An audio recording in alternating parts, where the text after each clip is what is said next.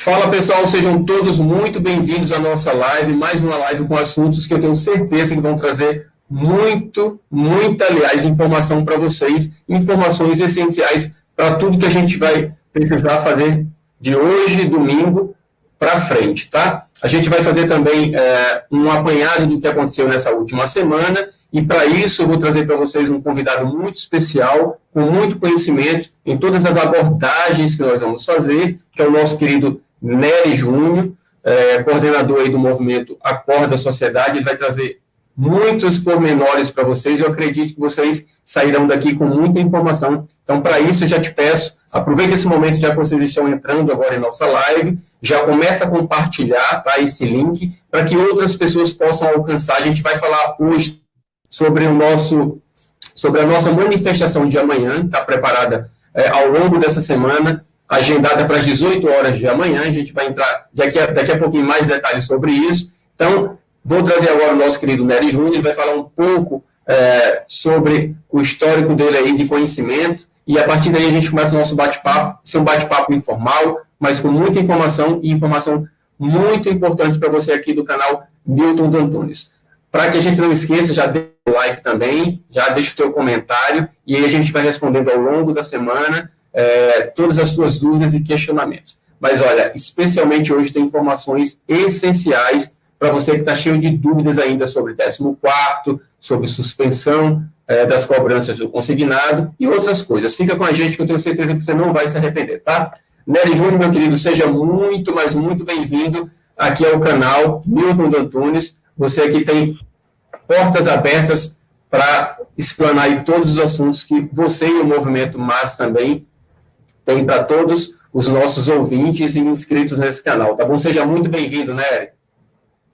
Muito obrigado, Milton D'Antunes, pelo convite, pela honra de poder estar aqui, participando de uma conversa com os seguidores desse canal, um canal que tem crescido bastante devido à qualidade que você tem imprimido no seu trabalho.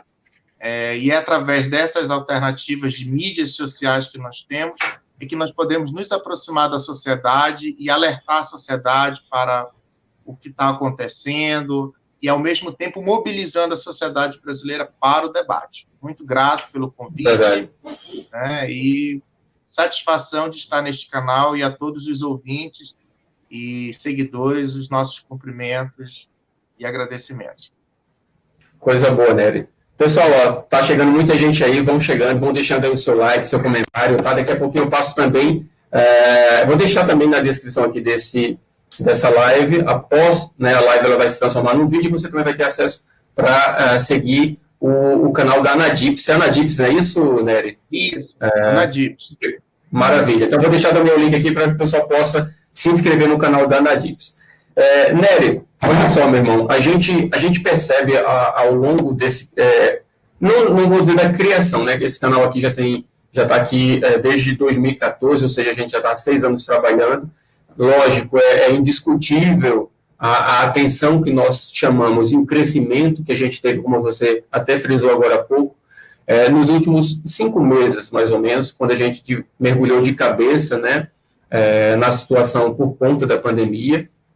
E é lógico, através disso a gente trouxe uma abertura para esse leque de informação para o aposentado e pensionista e o servidor público também, muito grande, né? E através disso as pessoas elas vêm se manifestando aqui no canal, dizendo o quanto tem sido importante o aprendizado, acima de qualquer coisa, que elas estão tendo.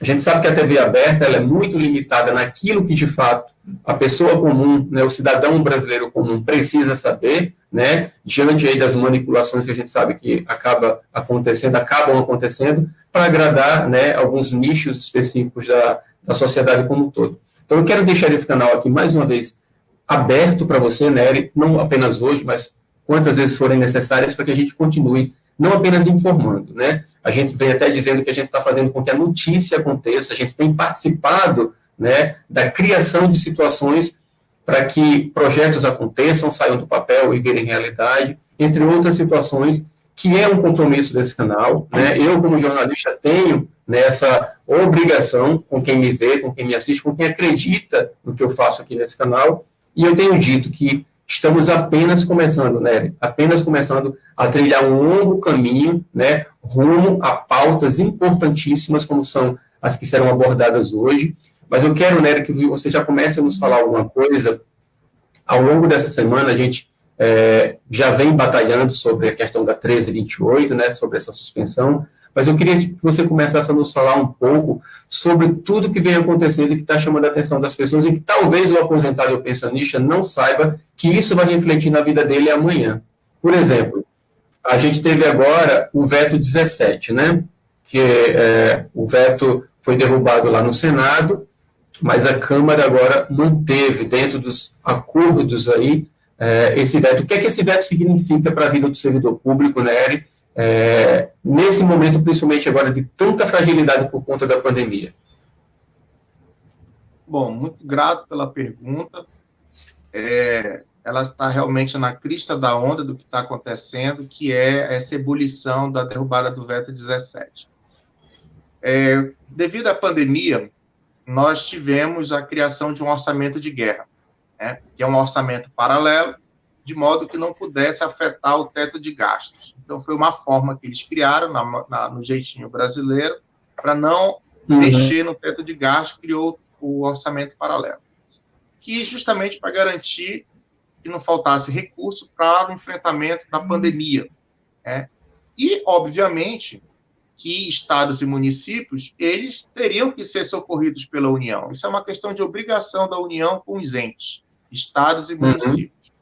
Então, o ministro Paulo Guedes, ele condicionou o apoio a estados e municípios, aquele socorro a estados e municípios, mediante uma contrapartida, que seria um congelamento de salários, proibir os entes de garantir o reajuste salarial, e no Executivo nós estamos há 5 anos sem reajuste, tá? Realmente eu ia até te perguntar isso. Há quantos anos, pelo menos, o funcionalismo público não tem realmente...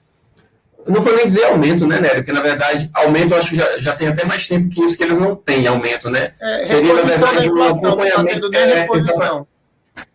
Isso, exatamente. Se quer a reposição, né? Isso. Então, o ministro condicionou, olha, eu não quero que vocês façam nem a reposição da inflação. Mas ele avançou, para além disso, ele proibiu, por meio do PL 173, a questão da progressão e promoção. Então, todos os servidores públicos, né, por exemplo, o caso dos militares, você tem uma tabela, aí o servidor entra, ele tem as classes, os grupos, né? E aí, para ele mudar de uma letra para outra, é pelo tempo, é pelo interstício. Por exemplo, isso. Militar, soldado, sargento, tenente, capitão, major, e aí vai. E ele simplesmente travou isso. Ou seja, além do servidor não ter a reposição da inflação, que há 5 anos ele já não tem, o que ele poderia receber em relação à progressão e promoção, ele não vai receber, congelou. E isso vai impactar na aposentadoria dele. Então, por exemplo, aquelas pessoas que estavam esperando 1 ano, 2 anos para se aposentar, por exemplo, elas vão ser impactadas porque elas não vão ter o quê? A progressão e a promoção. Não vão ter os anuênios, os quinquênios, que são direitos que estão consolidados, né? São direitos adquiridos que, por conta de algo que deveria ser feito sem nenhum tipo de condicionante, eles impuseram uma condicionante para retirar direitos que já estavam garantidos e assegurados na legislação. Então, não é só a questão do reajuste, é fazer com que o servidor deixe de receber o que ele teria direito a receber. É mais grave ainda, é mais gravoso. Realmente é muito complicado. Nery, em meio a tudo isso, como é que isso pode refletir situações como essa? Você começou a sua fala falando um pouco a respeito do orçamento de guerra, é esse o termo que você usou? Mais ou menos para essa estrutura toda. Como é que isso pode atingir eu não vou nem falar agora do funcionário público, tá? O aposentado comum e o pensionista, como é que podem ser atingidos por toda essa situação? Bom, primeiro que quando você proíbe contratação de servidor, no caso do aposentado especificamente, vou te dar o exemplo do INSS. A INSS é uma autarquia responsável pela execução de uma política pública, que é a política pública da Previdência Social. E esse órgão, ele perdeu, nos últimos 3 anos, mais de 13 mil servidores. 13 mil servidores. Nós perdemos 1/3, né, lá no INSS, da força de trabalho. Então, qual é o impacto disso para o povo, para a sociedade? Você não vai ter pessoas, né, para fazer análise de benefícios, de pedido de aposentadoria, de pedido de pensão. Falta pessoal, tá? E você tem uma decisão equivocada, né, do ministro da Economia, que ele reluta em abrir concurso público, porque ele precisa fazer um ajuste fiscal. Então, ele quer fazer o ajuste fiscal em cima, né, dos servidores públicos. E se você faz um ajuste fiscal em cima dos servidores públicos, se você não permite, você já congelou o salário, você já fez com que ele não tenha a progressão e a promoção, ele está sendo sobrecarregado porque ele está trabalhando por ele, que ele já trabalhava, e mais pelos que se aposentaram, ou seja, os remanescentes ficaram sobrecarregados em relação à questão de trabalho, e o governo não sinaliza a abertura de concurso público. Resultado, é uma fila crescente, né? Você tem aí pessoas que perderam entes da família, não conseguem receber pensão, por exemplo, né? Imagina, além de perder um membro da família, a pessoa não consegue receber a pensão, porque não foi analisada pelo INSS, que não fez o reconhecimento de direito. Aí não fez o reconhecimento de direito porque esse pessoal é ineficiente, esse pessoal não trabalha. Não, não é isso. É porque esse pessoal está trabalhando até demais, aumentou a produtividade, inclusive, né, das análises dos benefícios. Só que falta pessoal, né? Então, isso impacta, respondendo a tua pergunta, são essas decisões políticas equivocadas que causam sofrimento à população, né? É por isso que existe esse sucateamento aí do serviço público de forma deliberada, né, e de forma irresponsável, porque isso é uma irresponsabilidade com a população.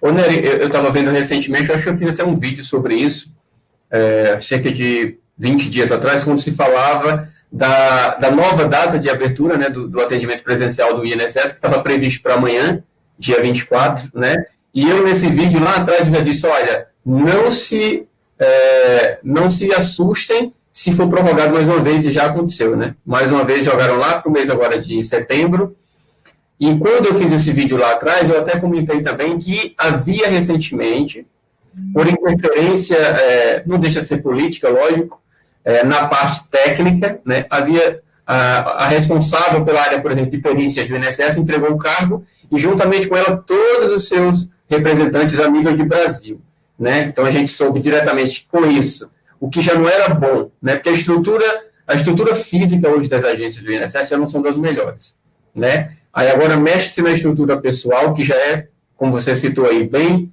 precária, né? Pela falta de funcionário, muita gente se aposentando, e isso só vai agravando a situação. As filas, né, vão aumentando dos serviços, que já tem gente há mais de um ano aí aguardando uma aposentadoria, às vezes um processo de pensão, e entre outros, né? São N situações. Diante desse sucateamento todo, a gente só vê o serviço piorando. E agora vem essa implementação, entre aspas, para melhorar a situação, ou minimizar, de colocar as coisas de forma eletrônica, de forma aparentemente mais moderna, né, nos atendimentos. Detalhe, a gente percebe que as pessoas não foram preparadas para isso, né, na sua maioria. A grande maioria das pessoas não sabe sequer da existência de um aplicativo, como é o caso do aplicativo Meu INSS, acesso ao próprio site, que, querendo ou não, demanda de um conhecimento técnico mais específico, e a população não foi preparada para isso. Né? Então, a gente só vê realmente a coisa andar, né, de mal a pior, para uma ladeira abaixo, como diz a história. Então, isso me preocupa muito também. Nery, eu queria que você abordasse agora, para as pessoas entenderem o que anda acontecendo também e que certamente vai prejudicar a vida do aposentado, para que a gente possa... Parece até que eu estou trazendo uma avalanche de notícias ruins, mas eu preciso, na verdade, fazer com que as pessoas, diante até do que eu falei lá no início aqui, entendam o que está acontecendo nos bastidores e que amanhã pode, para que eles não sejam pegos de surpresa, né? Eu queria que você entrasse agora numa abordagem um pouco mais específica sobre reservas internacionais. Tá? E as pessoas daqui a pouco vão entender o que é que a gente vai falar sobre isso, que a gente vai chegar lá na ponta dessa corda, que é o aposentado e o pensionista. Nery, tá para acontecer algumas situações referentes a cortes do INSS que já tem um serviço precário, como a gente falou. O que é que as reservas, né, e a sua valorização, né, diante aí da desvalorização do real, tem a ver com o futuro de aposentados e pensionistas diante dessa precariedade dos serviços que hoje já são tão ruins e do que poderia ser feito hoje de investimento no próprio INSS e em outras áreas que a gente vai abordar daqui a pouquinho, que você vai fazer o link também daqui a pouco com o próprio 14º e a própria suspensão. Eu sei que eu falei demais, mas deu para entender alguma coisa? Deu para entender. Bom, a coisa que mais afeta hoje, que pode afetar os aposentados da nação, é o corte que está previsto no orçamento do INSS. Tá? Existe um corte aí de quase 900 milhões de reais, 45%, uma demanda reprimida de 883 milhões de reais. E vão cortar pela metade o orçamento da Dataprev. O que é a Dataprev? A Dataprev é uma empresa, é a empresa de processamento de dados da Previdência, é ela que gera a maciça, que é a folha de pagamento dos benefícios. Todo o sistema do INSS, ele é dependente do sistema da Dataprev, porque é a empresa de processamento de dados da Previdência. A Dataprev está para o INSS, como o SERPRO está para a Receita Federal. Quando você faz a sua declaração de imposto de renda, você faz isso através de quem? Da internet, que é o sistema de dados do SERPRO. Né? Quando você é aposentado, toda a sua vida laboral, tudo vem de onde? Lá do CNIS, né? Vem lá da Dataprev. Então, a Dataprev ela é o coração do INSS, vamos dizer isso. E eles estão querendo dar um tiro nesse coração, cortando pela metade, né, o orçamento previsto para o ano de 2021 e impactando o INSS. É uma perda significativa de 900 milhões. É você cortar pela metade, praticamente, o orçamento da autarquia. E qual é o problema disso para o cidadão, para você? Bom, os servidores e o próprio aposentado, eles vão receber salário e vão receber suas aposentadorias, as suas pensões, os seus benefícios previdenciários, porque isso é uma despesa obrigatória. Não tem como escapar disso, tá? Esse corte é para as despesas discricionárias. E o que é uma despesa discricionária? É todas aquelas despesas relacionadas à manutenção de uma agência, por exemplo. É o vigilante que trabalha lá na agência, porque se não tiver um vigilante, os vândalos vão depredar a agência, vão invadir a agência, vão levar computador, vão vandalizar. Né? Então, você precisa de um vigilante. Isso é uma despesa necessária. Sim. Você precisa de terceirizados, você precisa de estagiários, né? Você precisa do custeio da máquina, energia, água, telefonia, enfim. Então, isso são as despesas discricionárias. Eles querem cortar isso pela metade. Se eles fizerem isso, o que é que vai acontecer? Você vai ter que fechar agências. Então, aquela senhora que mora num município pequeno, ela não vai ter mais aquela agência do INSS naquele município pequeno. Ela vai ter que se deslocar para uma outra localidade. Ela vai ter um gasto para ir, para voltar. Isso vai gerar o quê? Mais problemas para o segurado. Né? Quem vai pagar por isso? É o segurado. Agora, e isso vai prejudicar os aposentados, aqueles que precisam. Muitas vezes a pessoa não tem condições de acessar o aplicativo do meu INSS. Nem todo mundo está familiarizado com as novas tecnologias. Às vezes os próprios servidores têm dificuldade, imagine o segurado. Né? Então, realmente as agências elas são importantes, elas são necessárias, é um ponto de referência que se tem para a previdência no município, e os prefeitos eles deveriam ser acionados a se mobilizar para manter as agências abertas, nem uma agência a menos. tá? Nenhuma agência a menos. Nós temos que manter as agências funcionando e esse corte tem que ser rechaçado pelo Congresso Nacional, porque isso é um retrocesso, isso vai prejudicar mais uma vez a população. E eles dizem que falta dinheiro. Gente, dinheiro existe. O que falta é decisão política sensata. Nery, desculpa te atrapalhar. Você agora vai entrar no cerne do problema, né? Do que seria o problema. A gente já tem um discurso já preparado há muito tempo de que o problema do Brasil nunca foi realmente fundos, nunca foi dinheiro, e sim a administração desses valores, que são astronômicos. Então, eu quero que você agora justamente aborde especificamente essa parte aí. Dinheiro tem, não é, Nery? Dinheiro tem suficiente para melhorar o pagamento das aposentadorias, para garantir o 14º salário e também para manter o nosso auxílio emergencial. O Brasil é um país rico, riquíssimo. O que existe são decisões políticas, são as escolhas que são feitas. Eu vou te dar um exemplo claro agora. Nós temos as reservas internacionais, que são aquelas reservas que estão no Banco Central e que garantem ao Brasil um colchão de liquidez financeira para garantir as importações. Por exemplo, o trigo. A gente não produz trigo no Brasil o suficiente para garantir a produção de pão, por exemplo, de biscoitos. Então, a gente precisa importar esse trigo. Então, esse trigo vem do exterior. Para eu comprar esse trigo, eu tenho que pagar em dólar, certo? E é para isso que servem as reservas internacionais. Elas servem para garantir o nosso fluxo de comércio com o resto do mundo, né? E também pagamento das nossas dívidas, serviços da dívida, juros da dívida. Empresas brasileiras que compram, por exemplo, a TAM compra uma aeronave lá da Boeing, ela não tem que pagar a Boeing? Ela vai pagar em reais ou ela vai pagar em dólar? Ela vai pagar em dólar. De onde ela vai tirar esses dólares? Das reservas internacionais que estão no Banco Central. Então, as reservas, elas são muito importantes para garantir um colchão de liquidez para a economia brasileira. Aí, vamos lá. Vamos falar agora de decisão política. Decisões erráticas. Você tem um recurso. Aí você vai usar esse recurso como? Essa escolha que tem que ser levada ao debate. Então, no caso das reservas internacionais, elas são em dólar. Vocês sabem que o dólar subiu. Na verdade, foi o real que se desvalorizou frente ao dólar. Então, quando existe uma desvalorização, existe uma variação cambial. Se eu tenho, por exemplo, 100 dólares, e esses 100 dólares, ele equivale a 400 reais, e se o dólar sobe, vai a 5,60, então 100 dólares equivale a quanto? Equivale a 560 reais. Sim. Né? Por quê? Porque houve uma desvalorização do real frente ao dólar.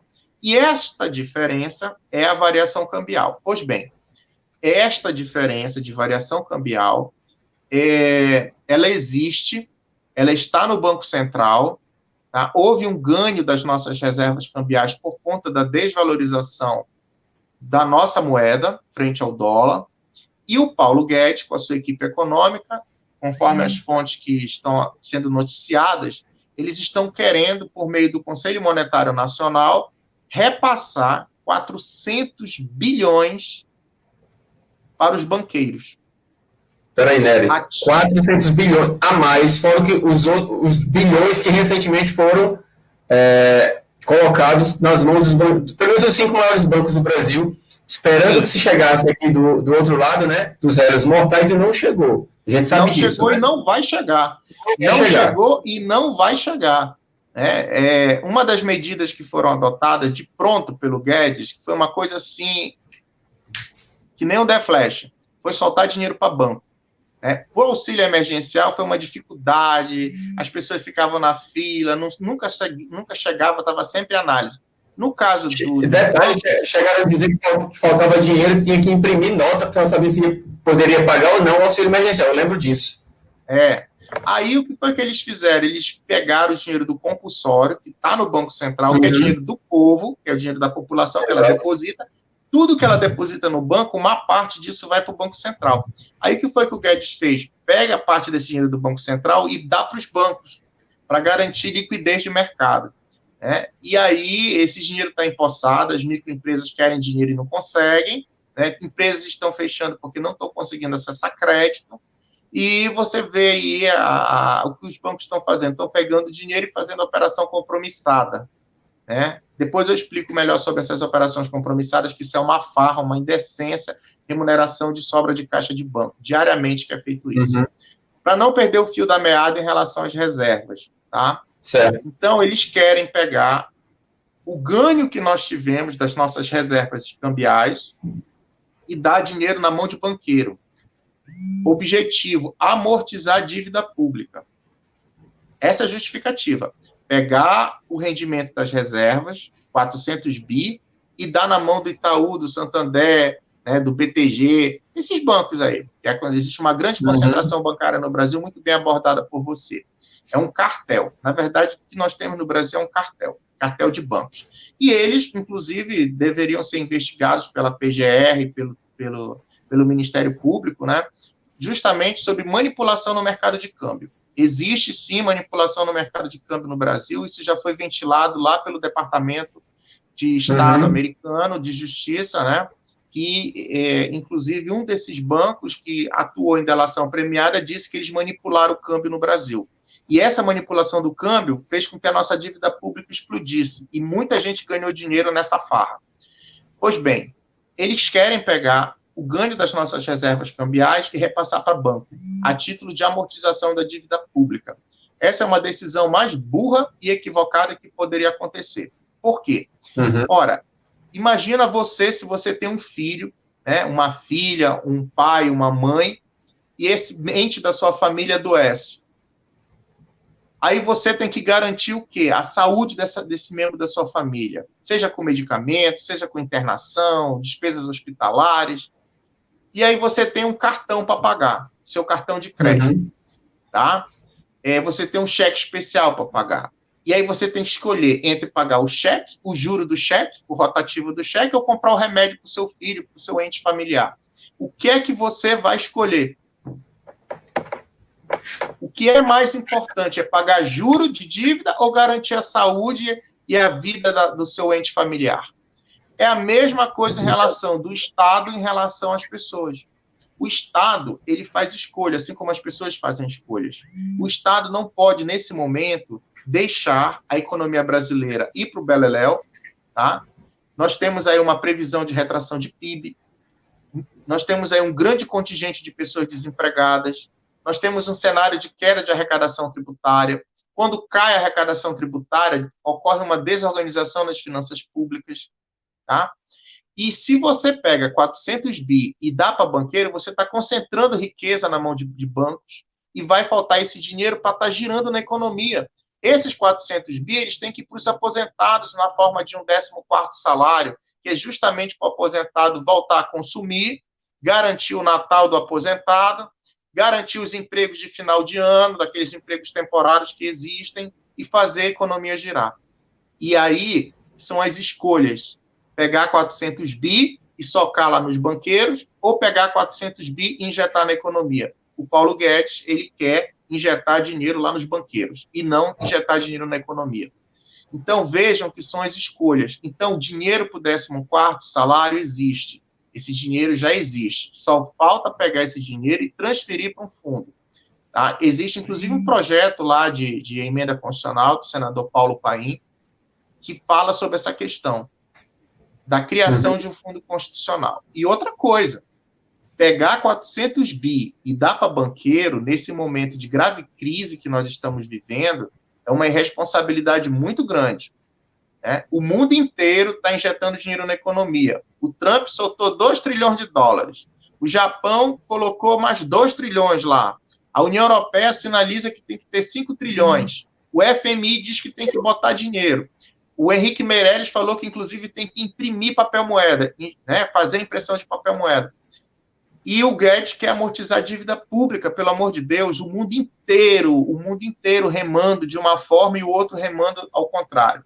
Então, interessante, Nery, que a gente vê que a equipe do governo como um todo tem uma tendência a imitar um pouco o que o governo americano faz, ou pelo menos tentar. na hora de realmente de fazer aquilo que deveria ser imitado, né, não só pelo governo americano, mas pelo europeu também como um todo, diante do que você está falando aí da pandemia, não fazem, né? Ou seja, a gente percebe claramente uma manipulação de fazer o que é bom para eles, o que de fato é interessante para eles, governo, diante do que é bom também para os grandes bancos brasileiros, né? Não é o que é bom para o governo, porque o que seria bom para o governo seria ter dinheiro para se fazer obras, por exemplo, melhorar ferrovias, hidrovias, rodovias, portos e aeroportos, obras de infraestrutura para garantir emprego para o povo. O povo quer emprego, certo? Para você ter emprego, você tem que ter investimento. O equívoco de achar que o setor privado vai fazer investimento no Brasil, isso não existe. Né? O que existe é uma diretriz de mercado. E esse mercado não é o agronegócio, esse mercado não é a fábrica, não é a indústria, tá? Esse mercado não é o comércio. Tá? Esse mercado que ele fala são os investidores, os especuladores do mercado financeiro. São aquelas pessoas que ganham milhões na bolsa fazendo operações de especulação com a moeda, com o câmbio, tá? Fazendo especulação contra a moeda brasileira e gerando um enorme prejuízo para o país, que vai tudo para a dívida pública. Então, são as decisões equivocadas, são as escolhas que são feitas. Então, nesse momento, pegar 400 bi e dar na mão de banqueiro, a título de amortização da dívida pública, é a coisa mais burra e irresponsável que alguém pode fazer. Eu espero que o Congresso Nacional, que os senadores, que os deputados, eles se mobilizem em relação a isso para impedir essa irresponsabilidade, porque isso é uma irresponsabilidade. Não se pode amortizar a dívida pública no momento que nós precisamos fazer dívida pública para impedir que a economia vá para uma depressão econômica. Outra situação, essa questão aí, por exemplo, da importância de injetar dinheiro na economia. Suspensão dos consignados. Vocês estão acompanhando isso, né? Sim. Essa novela grande que, dentro do que a gente já conversou anteriormente, Nery, será, a gente sabe como vai ficar essa situação, injetado pelo menos 100 bilhões, não é isso? Na economia? É esse o valor? Bilhões, 100 exatamente. 100 bilhões. E a gente recentemente conversou aqui com o presidente da FEBRABAN e um deputado que nós já havíamos entrevistado anteriormente também, que é o Paulo Ganimi, que ambos, né, deram sua visão contrária, né, à suspensão, e positiva frente aí a um outro tema que o canal aqui aborda, que é o aumento da margem do consignado, que eu não vou entrar nesse parâmetro agora, mas apenas chamar a atenção de que eles ignoram essa questão dessa injeção de 100 bilhões na economia, se limitando a dizer que poderá trazer instabilidade econômica frente à possibilidade de ser entendido como quebra de contrato. Né? Esse é o entendimento do presidente da FEBRABAN. Olha, eu participei de uma videoconferência com os diretores da FEBRABAN. Eu posso falar com segurança sobre isso. Tá? É falsa essa afirmativa de que vai faltar dinheiro para originar novos contratos. E eles usam a questão da segurança jurídica como um pano de fundo, porque, na verdade, esse dinheiro da suspensão dos consignados não vai afetar absolutamente nada os bancos. Simplesmente existe uma coisa, ambição e ganância. Uhum. Há uma diferença entre a ambição e a ganância. E, no caso, eles estão sendo gananciosos. Por quê? Porque, digamos que o Milton é um banco, eu tomei o dinheiro emprestado do Milton. Todo mês é descontado do meu salário para pagar a dívida que eu fiz com o Milton, certo? Uhum. Então, digamos que o Nery representa todos os aposentados da nação nesse momento, e o Milton representa todos os bancos. Então, é descontado do meu contra-cheque, né, para pagar a parcela do empréstimo consignado. Então, digamos que eu tenha que descontar R$200 todo mês do meu contra-cheque. Eu ganho R$1.000, aí desconta 200. Tá? Todo mês cai na minha conta R$800, porque 200 vai para pagar minha dívida com o Milton. Pois bem, o Milton alega que se o Nery não pagar os R$200 para ele não vai poder emprestar originar novos contratos, porque vai estar faltando dinheiro, né, para emprestar dinheiro para terceiros. Ora, se isso fosse verdade, os bancos não estariam interessados em apoiar a margem. Quer dizer, falta dinheiro para segurar por 4 meses o pagamento lá do empréstimo consignado, mas tem dinheiro para emprestar, né? Então, já mostra que é uma mentira, né? Existe, tem dinheiro. E outra coisa, vocês lembram que o Milton comentou com vocês no início da fala dele, lá atrás, que ele dizia sobre a questão da liberação do compulsório para os bancos, 1 trilhão e 200 bilhões que foi liberado? Então, os bancos, esse dinheiro que o Nery não vai pagar para o Milton já recebeu do Banco Central, né? Que é justamente para garantir liquidez. Tipo assim, olha, as pessoas não vão depositar, ou as pessoas vão sacar, porque elas vão precisar de dinheiro, então o Milton tem que ter dinheiro lá, libera dinheiro para o Milton. Então, se o Nery não pagar o Milton já recebeu do Banco Central. Já tem dinheiro suficiente, 10 vezes mais. Aliás, 12 vezes mais do que o Milton precisa do Nery em termos de liquidez. Então, o que foi liberado pelo Banco Central em forma de compulsório para os bancos é 12 vezes mais o que eles iriam receber dos consignados. E lembrando que não é perdão de dívida. Não é um perdão de dívida. Não é calote. Não, é apenas uma suspensão. Só que, o que é que eles querem fazer? Eles querem pegar esse dinheiro, que o Nery paga para eles todo mês, e eles não vão emprestar para quem precisa. Eles vão emprestar para o próprio governo, através das operações compromissadas, remuneração de sobra de caixa de banco. É ganância, é ganância. E os bancos, eles não estão sendo inteligentes. Porque, Milton, analisa comigo, vamos analisar. Pessoal, a maioria das pessoas tem cartão. Cartão de débito, né, cartão de crédito. As pessoas, quando compram no cartão de débito, no cartão de crédito, elas pagam uma taxa para a administradora dos cartões. Quem são as administradoras de cartão? Quem são os donos dessas administradoras? Os próprios bancos. Os bancos. Então, por exemplo, se o Nery não paga os R$200 por Milton esse mês, aí ele vai pegar esses R$200, ele vai botar na poupança? Não, ele vai consumir, né? O povo, a maioria do povão não tem hábito de fazer poupança. O que ele vai fazer? Ele vai consumir, ele vai gastar. Aí ele vai no comércio, paga no cartão.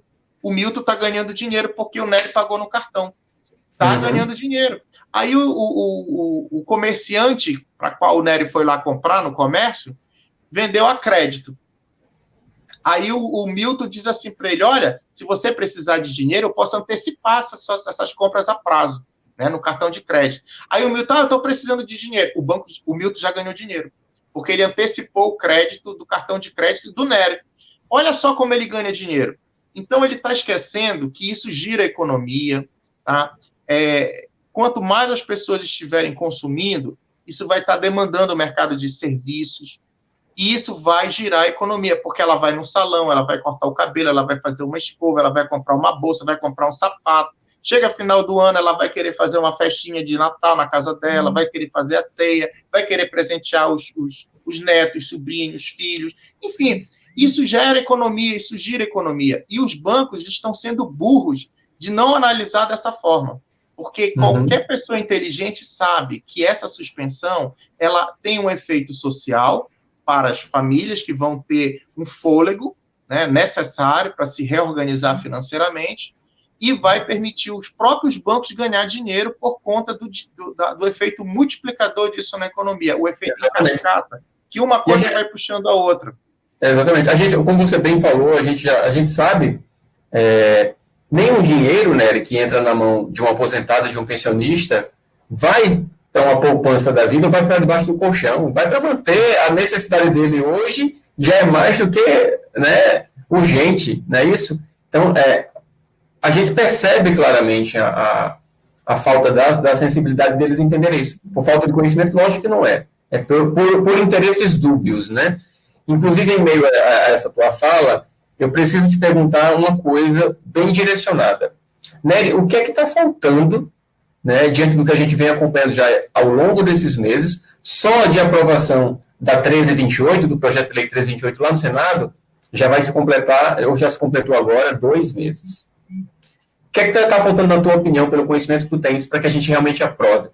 A gente tem aí recentemente também informação de que alguns requerimentos de urgência já foram solicitados pelas bancadas de líderes, lista aí com mais de 201 apoio de deputados, né, entre líderes e componentes das bancadas. E por que é que essa pauta não acontece lá na Câmara? Será que o Rodrigo Maia tem tanto poder assim, né? Olha, é o seguinte, é uma questão de má vontade e omissão do presidente da Câmara dos Deputados. Ele está sendo omisso.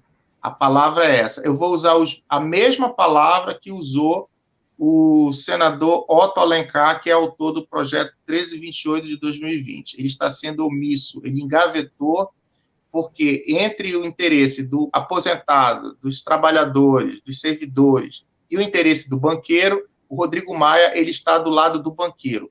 É isso que tem que ficar claro, isso tem que ser exposto para a sociedade de uma forma bastante clara e cristalina. Eu faço questão de fazer isso aqui, viu, Nery?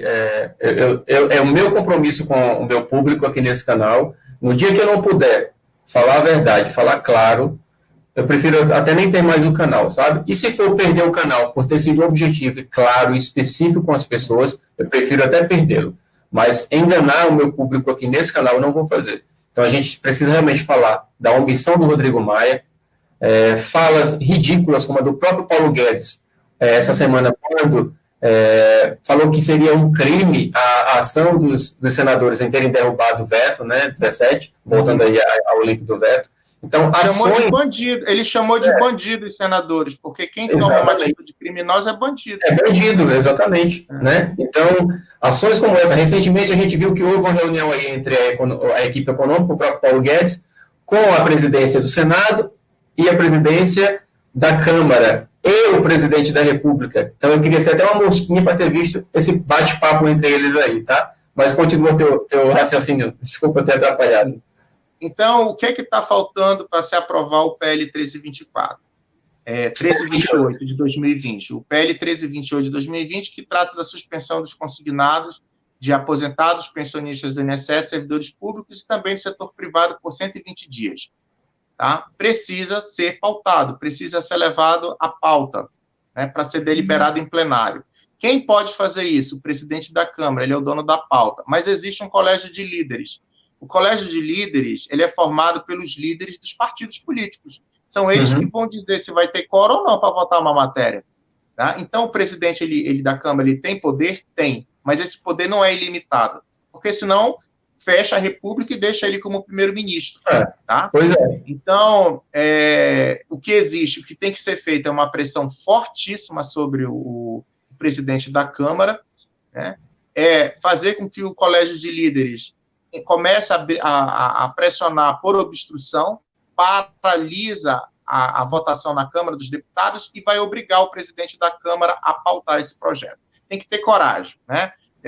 Tem que ter aquela coisa de realmente de enfrentar com coragem e fazer com que essa matéria seja pautada o mais rápido possível. É uma questão de má vontade, é uma questão de realmente de escolher o lado dos banqueiros em detrimento dos aposentados, pensionistas e trabalhadores.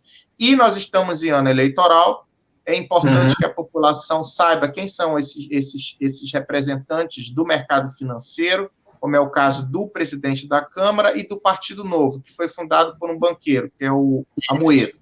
Tá? São pessoas que não têm compromisso nenhum com o social, o compromisso deles é compromisso com o mercado. E eu digo isso para qualquer integrante do Novo, em qualquer debate que houver, porque quando nós tivemos a reforma da Previdência, o que foi que o Novo fez? Ele tem direito a um destaque, Cada partido tem direito a destaques. De acordo com o número da bancada, né? Quanto mais parlamentares tiver, tem direito a mais destaques. O Novo tem direito a apenas um destaque. E ele usou esse único um destaque, sabe para quê? Para defender banco, para que banco tivesse uma alíquota menor de tributos. Mas aí, do outro lado, a reforma da Previdência estava aumentando as alíquotas previdenciárias dos servidores. Né? E aí, qual era a ideia do Novo? Não, nós apresentamos o destaque para reduzir a carga tributária dos bancos, né? Porque nós somos contra a elevação de carga tributária. Aí quer dizer, para o trabalhador pode elevar a carga tributária, mas para o banco tem que reduzir, é isso? Então, aí você vê claramente por que nós dizemos que o Novo defende banco. Primeiro, porque o dono do partido é um banqueiro, é um especulador do mercado financeiro. A renda dele está toda a fortuna dele está toda em títulos de renda fixa. Então, ele vive de rentismo, ele vive de juro, é um agiota, né? Ele empresta dinheiro para o governo, né, na agiotagem institucional que existe, compra títulos públicos e recebe uma remuneração por isso.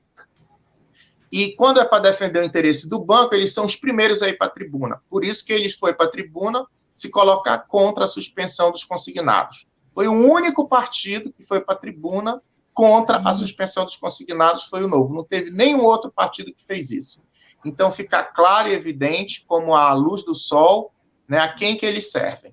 Tá? Então, é uma questão realmente de boa vontade, não existe essa boa vontade do presidente da Câmara, e o povo deve retalhar nas urnas. Nós tínhamos que fazer uma campanha nas urnas, nas eleições de agora, de 2020, para ninguém votar em candidatos que começam com 25, que é o partido do presidente da Câmara. Tá? Uhum. É o DEI, né? E do Novo, que é o 30. Ninguém vota no 30 e nem no 25. Isso aí é uma forma do povo dizer assim, quem manda? Quem elege, tira. Isso tem que ficar claro. Quem elege, tira. A base, né, Nery? A base eleitoral de deputados e senadores estão nos municípios, lógico, né? Então, sim, agora, eu tenho dito isso nos nossos vídeos também, Nery. Agora, já em 2020, não é o caso de se pensar em quem a gente vai eleger lá em 2022, não. A gente tem que ver agora quem é que está representando deputados e senadores que tentarão reeleição ou eleição em 2022, porque a base deles agora está sendo constituída, né? Então, quem são esses candidatos a prefeitos? Quem são esses candidatos a vereadores agora? De partidos como o DEM, de partidos como o Novo, como você está falando, né? Que irão formar o eleitorado de 2022, né? Os vencedores, digamos assim, das urnas. Então, a gente precisa... Os aposentados, nesse contexto, Milton, os aposentados, eles precisam ser alertados quem são as pessoas que estão contra a aprovação do PL 1328, que é da suspensão dos consignados, tá? Mostrar para a população quem são as pessoas que estão trabalhando contra os aposentados, os pensionistas e os trabalhadores. Eles estão defendendo o interesse de banco e estão contra o povo. Eles escolheram um lado, foram o lado dos banqueiros. Então, que eles vão pedir voto para os banqueiros. Que banqueiro é uma minoria na sociedade, não chega nem a 100. Tá? Então, eles que vão pedir voto para se manter no poder para os banqueiros, porque os aposentados e pensionistas, os trabalhadores, eles podem retalhar agora nas urnas. É só tomar vergonha na cara e não votar mais em nenhum candidato que começa com o número 25 e número 30. 25 e número 30. Não votem, porque aí vocês tiram a força política deles para uma reeleição. Já começa agora a partir das eleições municipais. A gente tem de forma muito didática, sabe, Nery? Justamente dado essas orientações, é outra forma também de a gente utilizar de maneira muito positiva os nossos canais, aí eu me estendo, né, a todos os canais que têm trabalhado com as pautas que a gente defende, de orientar mesmo, de capacitar de forma bem didática, com muita paciência, todo aposentado, todo pensionista e todos os seus familiares. A gente hoje, né, está tendo resultado, né, de mau uso das urnas no passado. A gente vem ao longo do tempo acumulando uma série de problemas por nos posicionarmos contra a política. Eu não discuto política. Infelizmente, quem não gosta de política vai encontrar à sua frente o Rodrigo Maia, que a ama, que adora a política, só que, infelizmente, contra o povo. Uhum. A mesma coisa a quem representa aí o Partido Novo e tantos outros partidos que são contra aquilo que realmente é benéfico para o seu povo. Infelizmente. Então, agora, em 2020, a gente já vai ter a oportunidade de dar uma resposta, sim, não votando no Partido DEM, por exemplo, não votando no Partido Novo, né? Todos representados aí pelo número 30, que é o Novo, e o DEM, que é o 25, que é do DEM.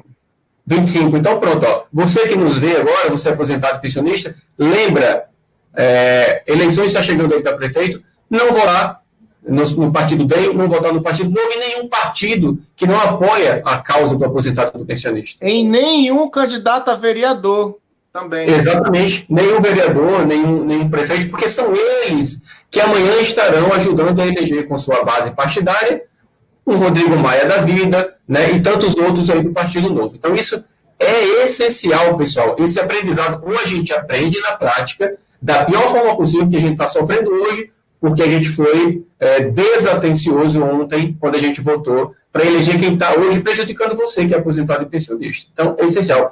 Justamente também, em concordância com isso, Nery, a gente começou semana passada um movimento que vai estar se concretizando amanhã como um pontapé inicial de prováveis outras manifestações, né? Eu já coloquei até aqui na tela. Amanhã nós teremos às 18 horas, no horário de Brasília, em todo o Brasil. Você que está nos vendo agora está convidado a realmente fazer uma manifestação através de um grande panelaço.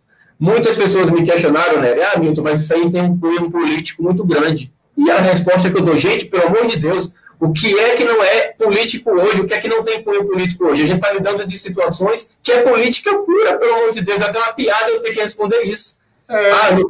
Panelaço não é uma boa ideia porque tem cunho político. Pelo amor de Deus, o que é que não tem cunho político? Em meio às pautas que a gente está brigando aí por você aposentado e pensionista. Então, esquece isso e amanhã, às 18 horas, vamos bater panela sim, e a gente vê as pessoas se manifestando por tantas coisas que não têm tanto significado, sabe? Então, você que também é familiar de um aposentado, de um pensionista, que está acostumado a ir para a rua lá no carnaval, encher aquela rua com milhões de pessoas aí batendo lata para outras coisas, você está convidado também a fazer isso em nome do seu pai, da sua mãe, do seu avô, do seu tio, sua tia, para que eles possam ter os direitos que já deveriam ter tido, a uma suspensão, por exemplo, que é o nosso objetivo amanhã. Amanhã essa manifestação tem por objetivo apoiar o projeto de lei 1328, que trata da suspensão das cobranças dos consignados por 4 meses. Não é isso, Nério? Olha, parabéns pela iniciativa, parabenizo pela iniciativa. É isso que nós temos que fazer, é mobilizar a sociedade brasileira. E com relação à questão da política, querido, tudo gira em torno da política. A própria suspensão dos consignados para você ficar 4 meses, 120 dias, sem pagar a sua parcela da sua dívida, isso é decisão política. O 14º salário para aposentado e pensionistas do INSS, isso é uma decisão política, porque isso tem que ser aprovado, existe uma casa legislativa para isso. Então, tudo é política. E você está fazendo um panelaço, você está exercendo a sua cidadania. Porque se houvesse boa vontade e sensibilidade do presidente da Câmara, não precisava de panelaço. Bastava ele pautar. E deixa que o plenário decida. Exatamente. Tá? Mas aí nós somos obrigados a ter que fazer panelaço. E olha, eu vou dizer uma coisa para vocês. No passado, este senhor, ele disse, o Rodrigo Maia, ele disse que a Câmara não era cartório para carimbar aquilo que o povo pede. Ele disse isso. A Câmara não é cartório para carimbar o que o povo pede. Então, gente, nós temos que dar resposta, primeiro, nas urnas, e também temos que fazer, sim, essas ações de mobilização de panelaço. Não dá para fazer manifestação? Não dá. Dá para ir para Brasília? Também não dá para ir para Brasília. Mas eu posso bater panela. Eu posso bater panela, eu posso gravar e posso colocar no meu Facebook. Olha aqui batendo panela. Então, os políticos vão ouvir as panelas e eles se incomodam com o barulho das panelas. Seja de esquerda, seja de direita. Então, o Rodrigo Maia, ele precisa ouvir essas panelas. Ele precisa ouvir essas panelas. E os aposentados e pensionistas, eles reclamam que eles não têm voz. Agora, por que eles não têm voz? Porque eles precisam fazer panelaço. Eles precisam fazer panelaço para eles serem ouvidos, porque eles não elegem aposentados, eles não votam em pensionistas, né? Eles não votam em bandeiras de pessoas que vão defendê-los no Congresso, e aí eles ficam à mercê desses Rodrigo Maia, dessas pessoas do Partido Novo, que trabalham contra os interesses da sociedade a favor do interesse de mercado financeiro. Então, é hora, sim, de fazer panelaço e é hora de enfrentar com coragem esse cenário de má vontade, de insensibilidade social, de irresponsabilidade com a economia. Então, é uma questão de exercício de cidadania. E eu apoio integralmente o panelaço e vou divulgar. Maravilha, Nery, coisa boa. Gente, você que nos acompanhou até aqui, obrigado pela tua presença, tá? Continua deixando teus comentários, a gente vai estar respondendo logo em seguida. Muito obrigado, compartilha muito essa live de hoje. A gente quer amanhã às 18 horas, dia 24, alcançar realmente o maior número de pessoas participando, né, dessa manifestação, desse panelaço. Volto a dizer, esse será o primeiro de vários até que a gente consiga ser realmente ouvido, ser visto, seja por Brasília ou por alguma TV que queira nos dar a oportunidade de levar isso aí para a grande mídia, que isso é furo de reportagem. Estão ignorando os nossos aposentados, estão humilhando os nossos aposentados e pensionistas com essa falta de vez e voz que não estão querendo nos dar lá no desengavetar, né, desse projeto 1328 e outros que a gente sabe que estão engavetados e que beneficiam, sim, o povo brasileiro como um todo. Então, muito obrigado se você nos acompanhou até aqui. Eu vou deixar a palavra agora com o Nery para que ele possa já se despedir. A gente já está quase 1 hora de live. Muito obrigado, gente. Amanhã vamos começar a dar um novo passo rumo à aprovação dos nossos projetos, se Deus assim permitir. Nery, querido, obrigado. Deus te abençoe aí. As portas estão abertas desse canal sempre que preciso para essa e para outras pautas que o MAS também abraçar para que a gente possa estar junto em nossas batalhas, querido. Muito grato, mais uma vez, pelo convite, pela oportunidade. Estamos juntos aí nessa ação do panelaço e dizer que vocês são os donos do poder. O povo é o dono do poder. Todo poder emana do povo. O povo elege, o povo tira. Político sem voto não tem poder. Então, para ver que está nas suas mãos, o poder é seu. Exerça o seu poder, exerça a sua cidadania. E, mais uma vez, muito obrigado, e nós estamos juntos aí nessa luta, com certeza. Grato. Valeu, Nery. Obrigado, gente. Tchau, tchau. Fiquem com Deus.